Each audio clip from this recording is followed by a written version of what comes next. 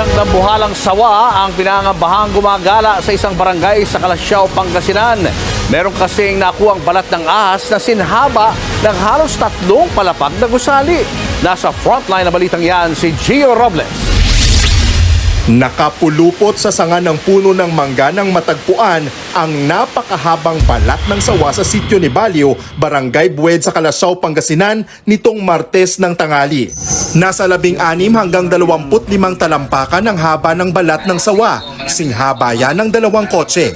Kwento ni Pablo na nakakita rito, nag-ikot-ikot lang daw siya sa bukid nang madiskubre niya ito.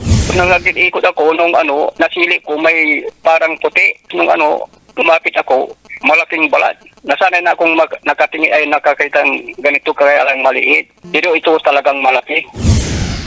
Tingin ng mga residente ang sawang ito ang dahilan kung bakit nawawala ang ilan nilang alagang hayop tulad ng mga aso at manok.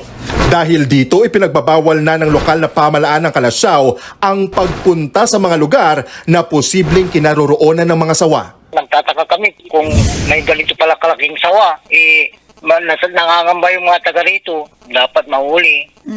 Naglagay na rin po kami ng mga signage na bawal dumaan ng mga tao muna dito. Ayon sa isang snake rescuer, posibleng sa isang reticulated python ang nakitang balat ng sawa. Madalas itong nakikita sa mga bansa sa Southeast Asia pero hindi naman ito makamandag.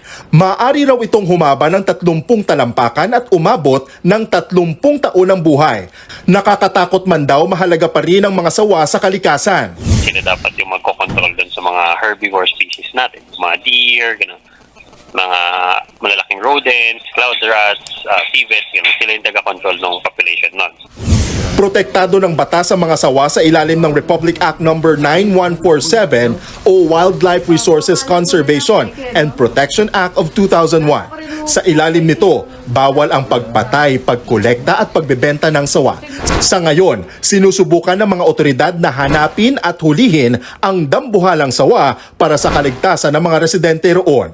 Nagbabalita mula sa Frontline, Gio Robles, News 5. Mga kapatid, Julius Babaw po. Iba na ang may alam at may pakialam sa panahon ngayon.